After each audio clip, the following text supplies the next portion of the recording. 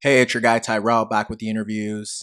In today's video, we're going to briefly analyze the tactical themes that Arsenal can create and encounter in Sunday's North London derby showdown against Spurs. So in today's video, first we'll focus on Nuno Espirito Santo's attacking shape at Spurs. Then we'll shift to the weak areas that Arsenal can exploit this Sunday. And then lastly, we'll focus on a potential starting 11 that Mikel Arteta should select. So when we break it all down, we start with Spurs, who often have played in a 4-3-3 this season. There was the one occasion where they did play in a 4-4-2 diamond. But what we expect to see from Spurs is that it should be Harry Kane's son.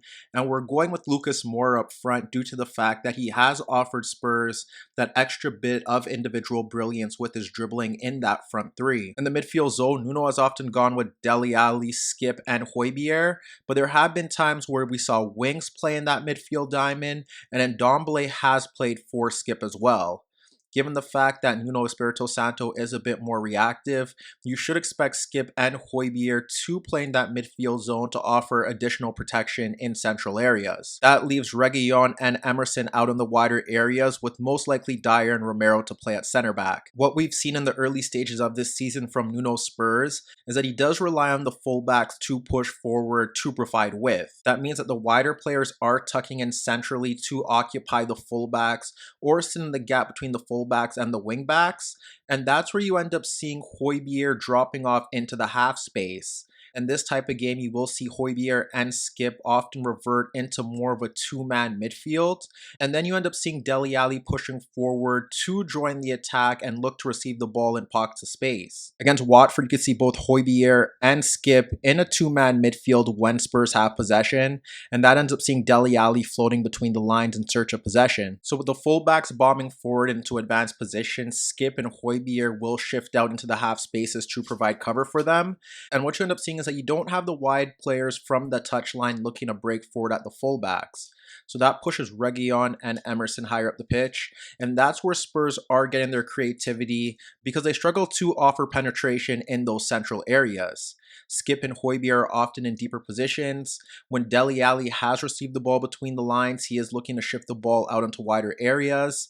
Here you can see Hotspur splitting the midfield duo to find Dele Alli between the lines. But when he receives the ball, he turns and he slides the ball across AU and Ward for the forward run of Reguilon. However, when Reguilon receives the ball, he only has Harry Kane in the penalty area, and his first time effort is blocked by Ward. This time it's Hotspur on the ball at the halfway line, splitting AU and Zaha to find Dele Alli towards the right of Gallagher, and you could see that Reguilon is free down that left channel due to AU stepping towards the ball. When Ali receives possession, he instantly looks to slide the ball into the path of Reguilon rather than looking to push forward. And for the most part, you end up seeing Son and Lucas Moura checking into those pockets of space between the wide players and the central players, but even when they receive the ball, they're sliding it out into those wider zones. Here you could see Hotspur splitting the midfield bank to find Son dropping ahead of Messina, and you could see Tanganga in an advanced position down that right channel. When Son receives the ball, Messina can't step due to Tanganga's positioning, so it allows Son to slide the ball across him into the path of Tanganga. This time you could see Skip free in the halfway circle, splitting the MacArthur and Zaha gap to find Lucas Moura dropping into that midfield zone, and Lucas Moura simply turns to slide the ball out into the path of Emerson, pushing forward to attack Mitchell. That ultimately leaves Harry Kane isolated against several defenders, and even when Kane looks to drop off deeper into that midfield zone, what you would expect is to have Son looking to break in behind or Lucas Moura, but it often doesn't happen, and Kane is then looking for the runs of the fullbacks, and on the rare occasion you do see Son looking to break in behind. Ultimately, this overall setup has deprived Spurs of the Harry Kane-Son link-up, because what we end up seeing is that when Kane drops off into that midfield zone, he's often closed down by a midfielder or a center back. And on the occasion where he's not, then he has time to turn, and then he's looking for those runs in behind, and there are times where we have seen him pick out Son. Against Watford, it's Kane dropping off into the halfway circle and no tight pressure applied towards him, and that's where you see Tanganga beginning to make a run off his marker in towards the Watford half. They allow Kane to turn freely in possession at the halfway line,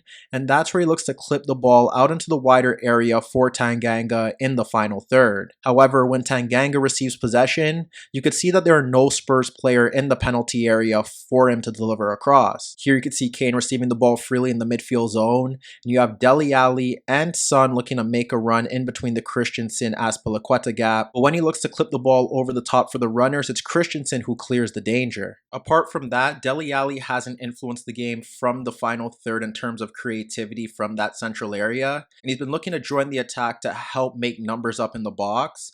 And the only real threat that we've seen from those central areas in terms of passing has been Hotspur when he looks to push forward into that right inside channel and play balls between the fullbacks and the center backs, or the fullback and the wide player for the runs of Emerson, or at times Tanganga this season breaking in beyond the right channel. Up front, we have seen Lo Celso play from the right, and when he does, he's looking to drop off into that midfield zone to help out making the numbers and create overloads. This time you could see Hotspur on the ball ahead of the Chelsea front three, and that's where you see Ndombele and Lo Celso in that central area on both sides of Kovacic to find a passing option. When Hotspur ends up playing the pass across Kovacic for Ndombele, that drags out Kovacic, but now that leaves Lo Celso free, and that's where you end up seeing Ndombele sliding the ball across the Croatian for Lo Celso, and you could also see Son beginning to make a run across Christensen. Following an alley squared pass into Hotspur, he lets the ball roll across his body to drag out Jorginho, and that's where you end up seeing Lo Celso making a run across Kovacic, and it leaves Ndombele free in that midfield area. Hotspur slides the ball into the path of Ndombele, and that's where you see Rudiger and Kovacic stepping late, and you could see Lo Celso now making a free run into the final third for Ndombele to split the two Chelsea players. When Lo Celso receives the ball, that's where you end up seeing Son making the run in between the Thiago Silva-Marcos Alonso gap, and he slides the ball into the path of Son, who should take it free on goal, but his first touch is poor, and it allows Kepa to come off his line to make an intervention. And at the time when we did see Spurs look to play that midfield diamond, the issue that they encountered was that, like I said, Dele Alli didn't offer a threat in between the lines in terms of creating for Lucas Moura or Kane. And then you had that midfield issue where you ended up seeing Winks, Hotspur, and Skip in deeper positions, and there was simply no link with the front two, and all they could rely on was the forward movement of the fullbacks.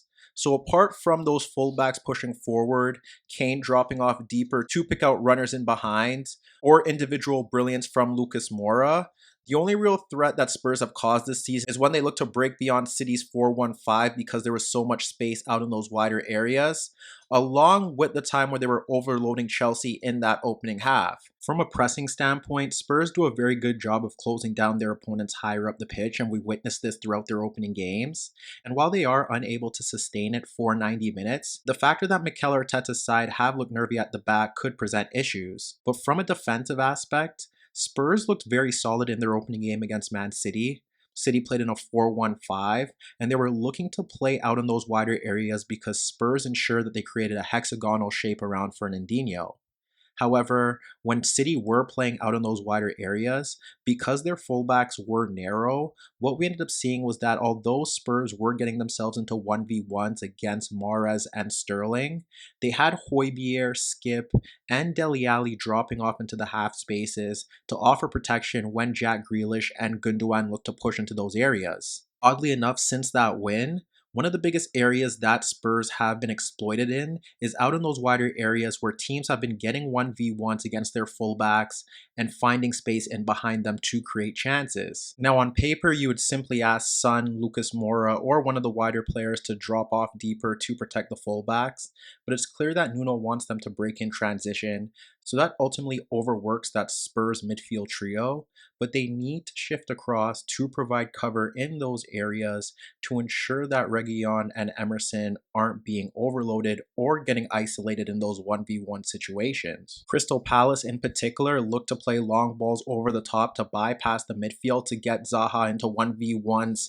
against Tanganga. Chelsea looked to switch play by playing balls over the top in towards the wingbacks, and then even in their league game against Wolves, when Hotspur or one of the shuttlers were shifting out in towards the wingback, they were looking to play balls around the shuttler to place Adama Traore in 1v1s against the right back or to pull out the center back. This is an example of Rudiger on the ball in the final third, and he's locating Reguilon ball watching, so he clips it over the top for Azpilicueta, who's making a run off his shoulder, and Azpilicueta does well to get across him to nod the ball square into the path of Havertz, but from this position he's unable to test Lloris. Here you can see Thiago Silva on the ball freely in the halfway circle, and he simply looks to exploit space in behind Emerson by clipping a ball over the top for Marcos Alonso making a run beyond him, and from this position he forces Lloris into a difficult save. In the build-up to Palace's winner, it's a simple two-man game with Gallagher sliding the ball across Reguilon, which pulls out Kane, and that's where you see Gallagher making the run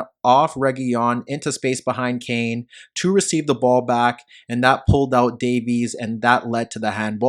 Later on, you see Zaha in a 1v1 with Emerson, and he pushes the ball towards the byline, and he ends up clipping a ball through the 6-yard box into the path of an unmarked AU. But from this position, he's unable to test the keeper due to a Dele Alli last-ditch lunge, or have their deepest midfielder receiving the ball freely because the Spurs deep liar can't step forward, and then you would see one of the shuttlers breaking forward into space between the lines to serve as a ball-playing option. Here you could see Messina sliding the ball across Son into the path of Kuchka, who does drag out Højbjerg towards the touchline, and focus on that midfield area. As you can see, the Watford deep liar just in beyond Harry Kane and Bergwijn. When Kuchka receives the ball, Skip isn't stepping towards the deep liar, and because Højbjerg is pulled out of position, it leads to a free squared pass in the midfield zone. When the Watford deep-lying midfielder receives the ball, it pulls out Dele Alli and Harry Kane, but that creates space for Sissoko to push forward, and that results in a splitting pass to allow Sissoko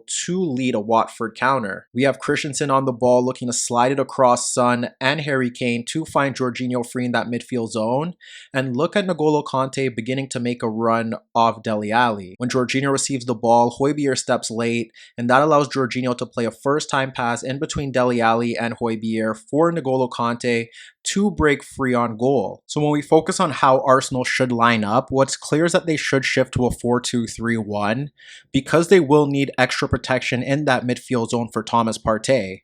Whether it be Lokonga or Granit Xhaka, they will need a player that can protect the center of the pitch with Thomas Partey, and that's capable of dropping off deeper into the half space to allow Tierney to push forward.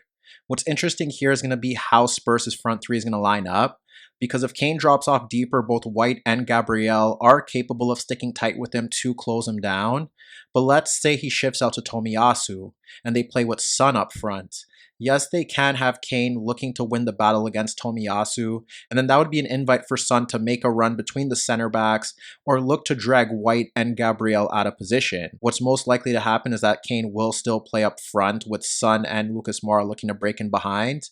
But out in those wider areas, as you know, Arsenal like to push Tierney forward and then have Gabriel shift across. So now it's about whether you want Lucas Moura or Son to track his movement. If you have Son against Tomiyasu, that is a good 1v1 battle. But what Nuno may look to do here is to have Son play on the right-hand side so that he can look to exploit space in behind Tierney, or at the very least, he does ensure that Tierney adopts a cautious position. In that sense, given the manner that both sides play in, the deepest lying Spurs midfielder, whether it be Skip or Højbjerg, will be dealing with Odegaard.